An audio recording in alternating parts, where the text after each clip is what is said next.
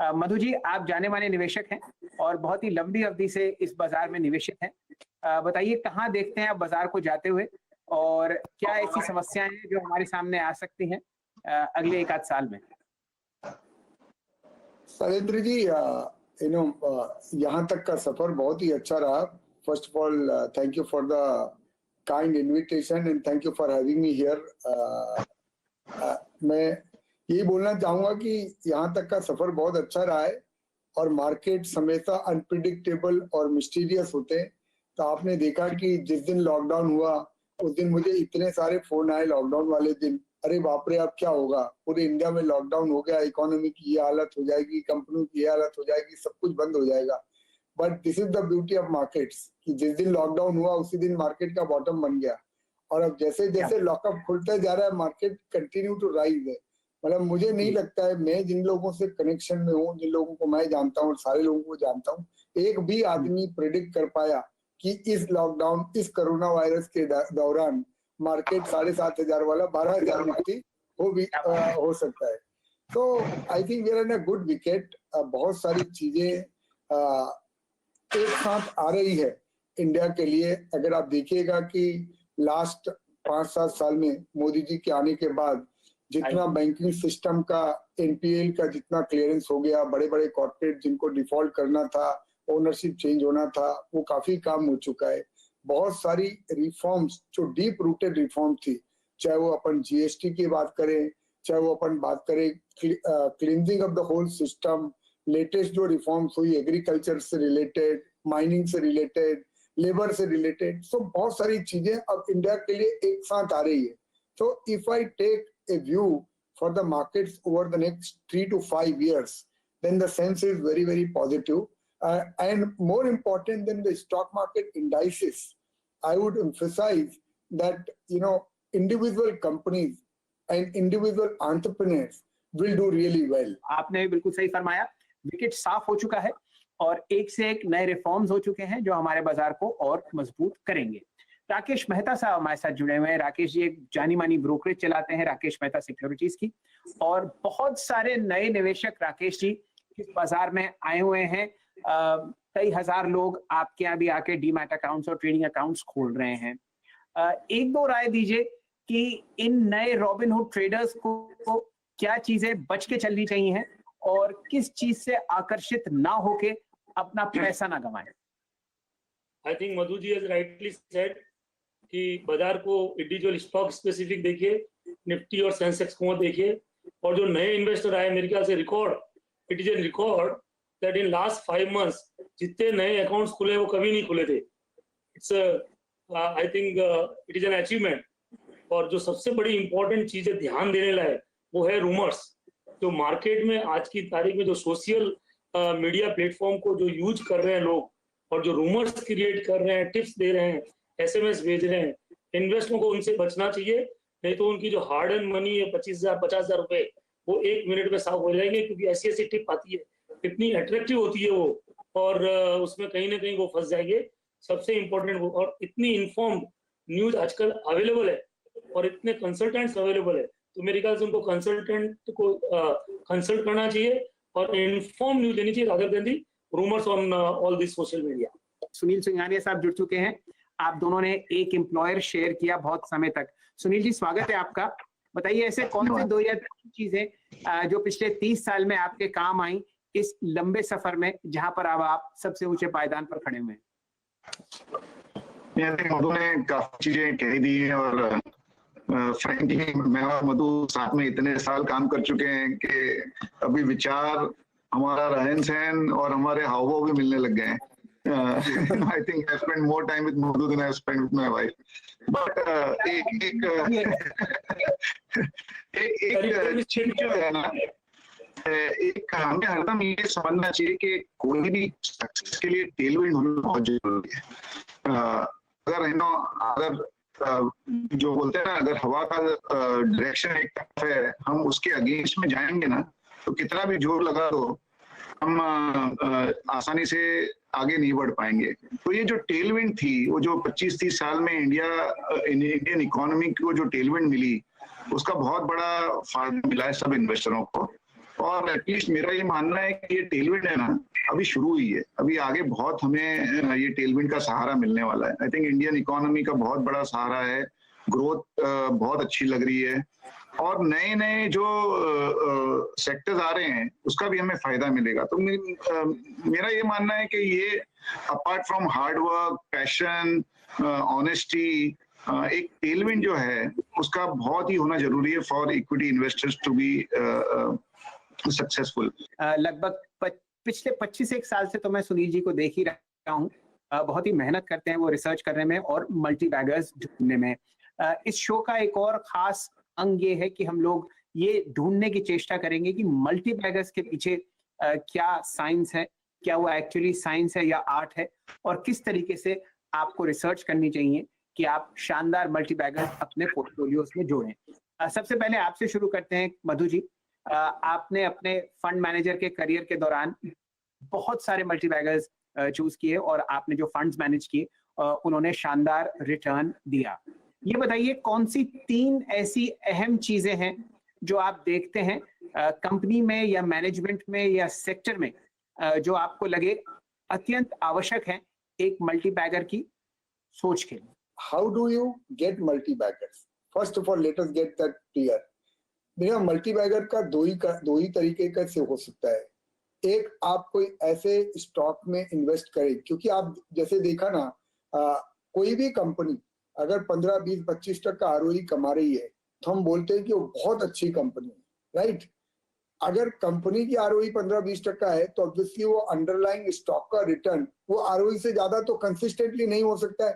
नहीं तो बिजनेसमैन बेवकूफ है जो खुद अपना धंधा चला रहा है और हमको उसमें कमाने को दे रहा है स्टॉक मार्केट में लेके, तो उसका अंडरलाइंग रिटर्न हमेशा उससे ज्यादा नहीं हो सकता है। But in spite of that we get opportunity some time to identify some things जहां पे कि मल्टी बैगर या और बड़े रिटर्न की पॉसिबिलिटी रखती है। तो वो मल्टी बैगर मेरी समझ के हिसाब से 3 कारण से होते हैं। एक, अगर कोई आप ऐसा सेक्टर या कंपनी चूज कर लो जिसमें लास्ट 15 साल में परफॉर्मेंस तो अच्छी रही है पर रिटर्न नहीं बने for variety of reasons I am saying, you know, जैसे for instance again because we are talking purely for education purpose, जैसे आप सपोज आज जब पीएसयू सेक्टर है, कितनी सारी कंपनियां हैं जो 15 साल से प्रॉफिट के ऊपर प्रॉफिट कमाते जा रही है पर उनका स्टॉक मार्केट का रिटर्न निगेटिव और निगेटिव होता जा रहा है। अब अपने को ये नहीं पता कि ये कब, अभी तो सब हेडविंड है जैसे सुनील ने बोला, पर ये कभी अगर टेलविंड में जनरेट होगी तो फिर ये शेयर 15-20% रिटर्न नहीं देंगे, ये शेयर बहुत बड़ा रिटर्न देंगे क्योंकि इन्होंने 15 साल तक के परफॉर्मेंस किया है पर उनका रिटर्न नहीं आया। तो that is one factor. Second thing is, आप कभी कोई ऐसी कंपनी पकड़ लें जहां की अपने को लगता है कि कंपनी की ग्रोथ 15-20% होगी, 25% होगी, पर उसकी ग्रोथ हो जाती है 50% या 60% जो मार्केट डिस्काउंट नहीं कर रहा होता है। तो मार्केट बहुत ज्यादा फिर उसको फ्यूचर में लेके जाता है और अपने को बहुत disproportionate return front end basis पे मिल जाता है। जैसे take for example, again we are talking from education perspective, take for example like Eicher motor, like अब आयशर मोटर का किसी जमाने में 600 करोड़ का मार्केट कैप हुआ करता था जब हमने रिलायंस म्यूचुअल फंड में वो शेयर खरीदा। वो 600 करोड़ का मार्केट कैप हो गया 80,000 करोड़ रुपया इन मैटर ऑफ 6-7 ईयर्स। तो ये मल्टी बैगर हो गया। पर उसके बाद अभी नाउ स्टॉक इज कंसोलिडेटिंग, 5 साल हो गए, जो हाई अपन ने 5 साल पहले बनाया था वो हाई अभी तक निकला नहीं है। तो that is the second reason why you have real multi bagger return. Third is a technology breakthrough. So let us say you really got a sector or a company जिसने technology के लिए break through कर दिया, like people who invested in Google, now that became multi-bagger because it was a technology breakthrough. People who invested in Twitter, that became like a true multi-bagger. तो जब भी कभी आप इस सब्जेक्ट ऑफ मल्टी-बैगर को approach कर रहे हैं, आपको मेरे हिसाब से ये 3 या 4 लेंसेज से देखना पड़ेगा कि उस टाइप की अपॉर्चुनिटी यहाँ पे प्रेजेंट कर रही है क्या, और उसके बाद फिर आपकी समझ versus what is market expectation. Madhu ji, आपने भी पिछले 3 दशक से बहुत शानदार इन्वेस्टिंग करी, अथक मेहनत करी। ऐसा हो नहीं सकता कि जितनी कोशिश आप एक मल्टी बैगर ढूंढने में करते हैं उतनी मेहनत आप दूसरे में ना करें। फिर भी कौन सी ऐसी चीजें थी जो काम नहीं करी? बहुत सारे कॉम्बिनेशन ऑफ फैक्टर्स होते हैं जो कभी तो आपके कंट्रोल के बियॉन्ड होते हैं और कभी आपके कंट्रोल के अंदर होते हैं, पर आप उनको असेस नहीं कर पाते हो। तो एक जो चीज इनवेरिएबली मेरे साथ भी जो रॉन्ग हुई है, या मैंने देखा है कि बहुत सारे इन्वेस्टर के साथ रॉन्ग हुई है ना, वो है असेसमेंट ऑफ मैनेजमेंट। अभी असेसमेंट ऑफ मैनेजमेंट का शैलेंद्र भाई 2-3 पहलू है। एक तो जो आदमी आपने जिसको असेस किया वो कंप्लीट फ्रॉड ही निकल गया, तो फिर आपका बहुत बड़ा नुकसान हो जाता है जो आपके कंप्लीट कंट्रोल में नहीं होता है। और आपने देखा बहुत सारी कंपनियां पिछले 10 साल में वो उसके थ्रू भी जा चुकी है जहाँ के वो मैनेजमेंट ने जो आपको असेस किया वो कंप्लीटली डिफरेंट हुआ।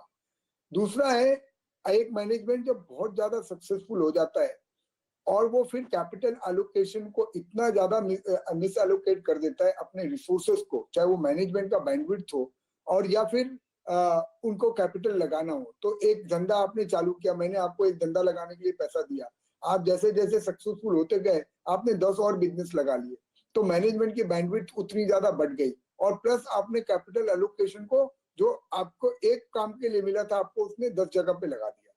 तो ये डेफिनेटली दूसरी चीज थी जो हमारे एक असेसमेंट के हिसाब से कई बार हमने, जैसे मैंने और सुनील ने बहुत अर्ली ऑन हमने जयप्रकाश इंडस्ट्रीज में इन्वेस्ट किया था, we made a lot of money, but then जो जयप्रकाश इंडस्ट्री जो एक कॉन्ट्रैक्टर था वो 25 और दूसरी चीजों में चला गया, and hence we also lost a lot of money in the last part of our investment when we made. I just giving an example, nothing against Jayaprakash. We're very thankful that they were part of our portfolio in the early part of our journey. So I'm just saying you that is another thing which goes wrong. Third क्या होता है कि आप ना कोई ऐसे जगह पे जाके बैठ गए हैं जहाँ पे कि आपको एक बायस हो जाता है, नहीं ये तो अच्छा ही है, then hope becomes your strategy, hope becomes your trade. नहीं ये तो मैंने लिया है, कुछ ना कुछ करके ठीक हो जाएगा, ये मैनेजमेंट ये बोल रहा है, दूसरा इसका कॉम्पिटिटर ये बोल रहा है, सुनील भाई भी ये बोल रहे हैं, सब ठीक हो जाएगा ठीक हो जाएगा। While the writing is on the wall, वो ठीक नहीं हो रहा है, quarter after quarter you see that the performance is bad and the stock price is falling. So sometime stock market में आपका सबसे बड़ा दुश्मन है आपका बायस। मेहता साहब, आप हम सबसे ज्यादा प्रैक्टिकल एक्सपीरियंस रखते हैं क्योंकि रिटेल निवेशकों से सबसे ज्यादा आप ही की चर्चा होती है। ये बताइए कितने लोग आपसे ये जानने की कोशिश करते हैं कि भाई कोई अच्छा मल्टी बैगर स्टॉक बताओ या कोई अच्छी ट्रेडिंग टिप दो? मेरे ख्याल से उनको डेली एक स्टॉक चाहिए मल्टी बैगर का और डेली एक टिप चाहिए पैसा कमाने के लिए। बट सबसे बड़ी प्रॉब्लम क्या होती है, जो सुनील जी भी बता रहे थे, मधु भी बता रहे थे, कि सबसे बड़ी प्रॉब्लम बिहेवियरल अप्रोच। अगर कहीं हम गलत जाते हैं तो प्रॉफिट तो हम बहुत जल्दी बुक करते हैं और लॉस में हम आराम से वेट करते हैं कि नहीं नहीं ठीक हो जाएगा और अल्टीमेटली वो कैपिटल जीरो हो जाती है। और हर कभी किसी व्यक्ति को पेशेंस बिल्कुल नहीं है, मतलब 2 रुपए मिल रहा है तो फटाक से बुक करेगा और लॉस हो रहा है तो सोचेगा नहीं ये तो कल वापस ठीक हो जाएगा, परसों ठीक हो जाएगा। और जब राकेश भाई वर्स्ट चीज है कि लॉस में जो एक नौसिखिया इन्वेस्टर होता है ना सर, जो हमने भी हमारी लाइफ में बहुत बार किया है, आप एवरेज करते जाते हो, 100 की चीज 50 तो बहुत अच्छा है, आधा हो गया अभी इसको और एवरेज कर लेता हूँ, कभी गलती से 50 वाला 25 हो गया तो बोले और एवरेज कर लेता हूँ, ये कभी तो बढ़ेगा। बट एक फंडामेंटल इवन बुकिश रूल है that you never average your losers, you only build up on your winners. जी, तो ये बहुत बड़ी प्रॉब्लम है ये, और स्मॉल इन्वेस्टर सुनता भी नहीं है वो इस चीजों को।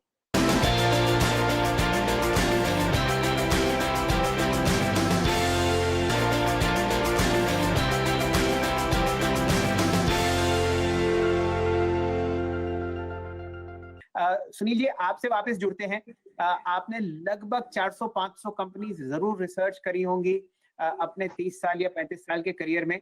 ये बताइए, बहुत समय तक ना बहुत सारे इन्वेस्टर्स इंफॉर्मेशन को चेस करते रहते हैं और तब तक या तो स्टॉक हाथ से बाहर निकल जाता है या वो इंफॉर्मेशन बेकार होती है। तो कौन सी एक ऐसी लाल रेखा खींचनी चाहिए, रेड लाइन, कि भाई इससे ज्यादा इंफॉर्मेशन इतनी जरूरी नहीं है? क्योंकि मैंने ये अक्सर देखा है कि जितनी गहरी आपकी पढ़ाई होगी उतनी ही सोच आपकी कमजोर होती रहती है। शैलेंद्र जी, मैं आपको करेक्ट करता हूँ। पहले सुनील के बारे में, मुझे लगता है 98% ऑफ लिस्टेड कंपनीज में सुनील ने कभी ना कभी रिसर्च करी होगी, हो सकता है 1-2% रह जाए, और वो भी एकदम बिल्कुल जो कचरा होगा वही छूट गया होगा। And he has an opinion on those 98% stock, right? Wrong की बात अलग है, but he has an opinion. He must have seen that balance sheet at some point of time. Yeah. नहीं तो basically I still read around सवाल का जवाब देने के लिए I still read around 1500 balance sheets a year, frankly. और मेरा ये मानना है कि कोई भी काम आप रेगुलर करो ना, तो ही फायदा है उसका। आपने कोई भी काम अगर एक बार किया, दूसरी बार छोड़ दिया, स्विमिंग अगर आपको करना है तो रेगुलर करना है, आपको सिंगिंग करना है तो रेगुलर करना है, आपको कोई म्यूजिकल इंस्ट्रूमेंट बजाना है तो रेगुलर करना है, तो ही आप उसके ऊपर है ना कंट्रोल।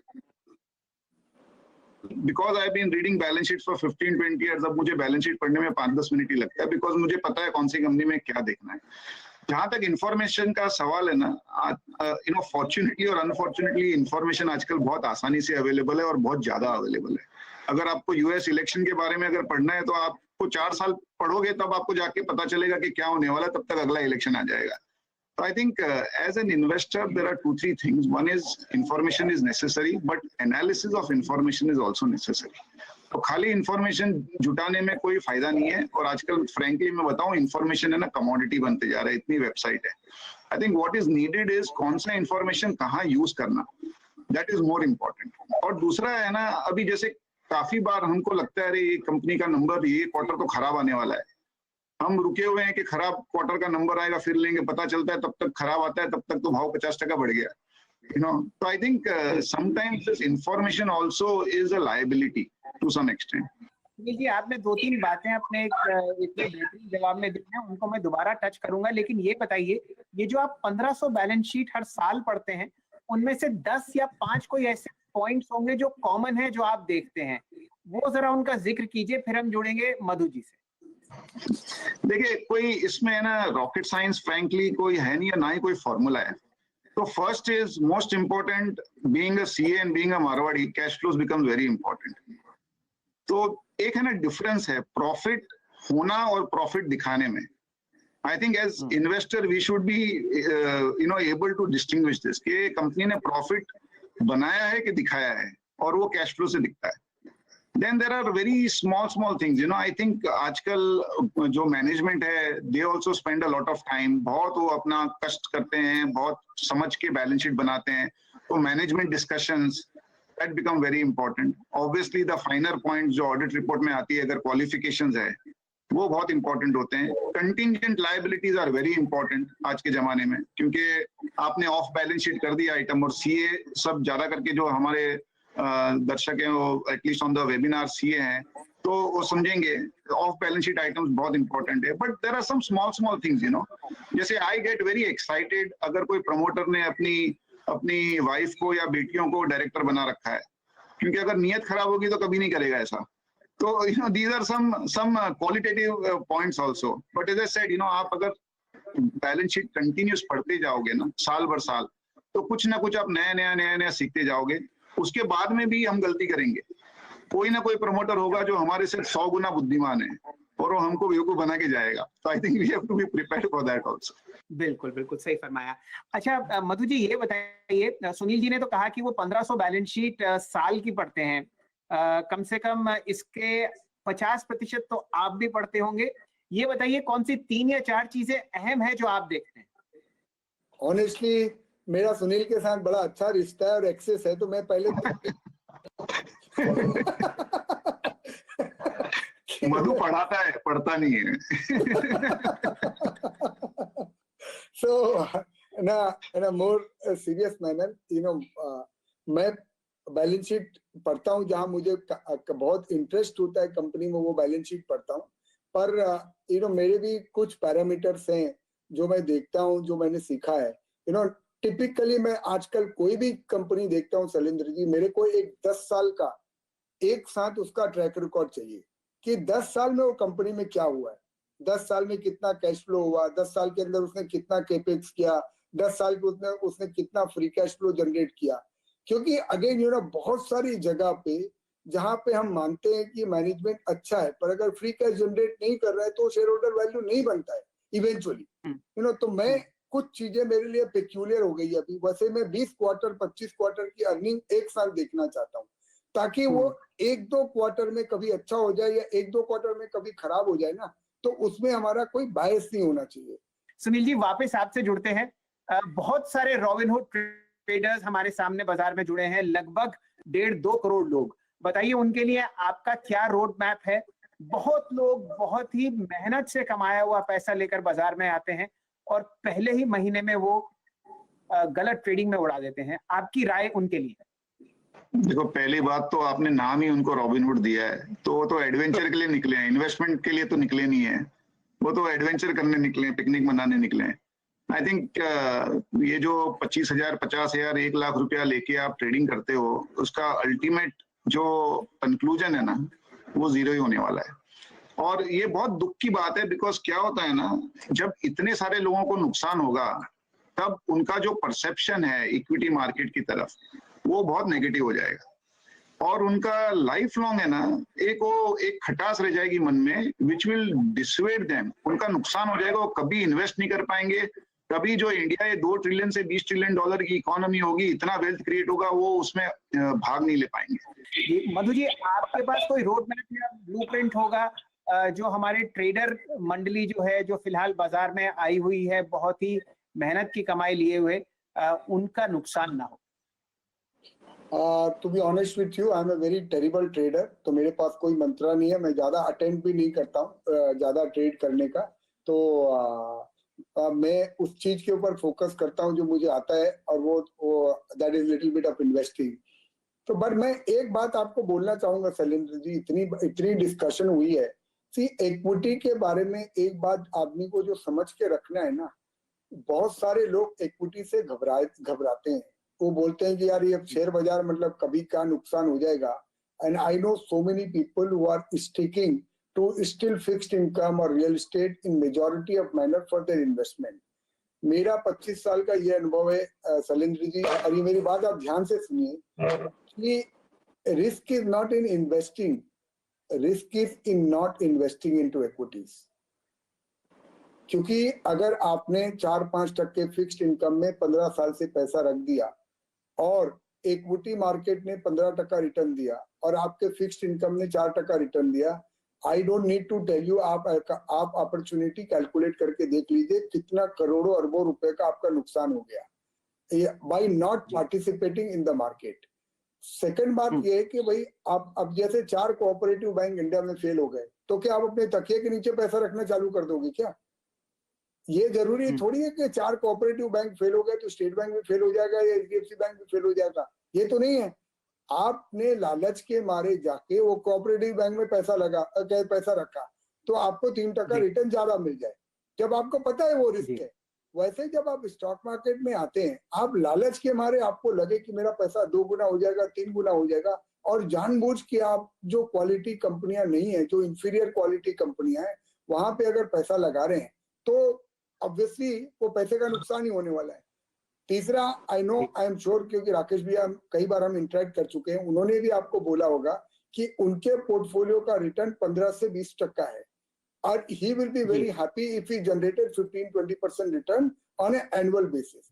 तो फिर Rakesh Jhunjhunwala, after being Rakesh Jhunjhunwala, if he is saying that I am happy with 15-20% return, so yeah, these new investors, by what they can say that I want my double or triple my money, तो वो फिर आप reality में नहीं हो ना शैलेंद्र जी, आप कोई ख्वाबों की दुनिया में हो, बराबर ना? ख्वाबों की दुनिया में अगर हो तो ख्वाब देखने का तो फिर पैसा देना पड़ेगा ना। बहुत ही जबरदस्त प्रैक्टिकल राय के साथ इस शो को टेलीविजन पर यहीं समाप्त करते हैं।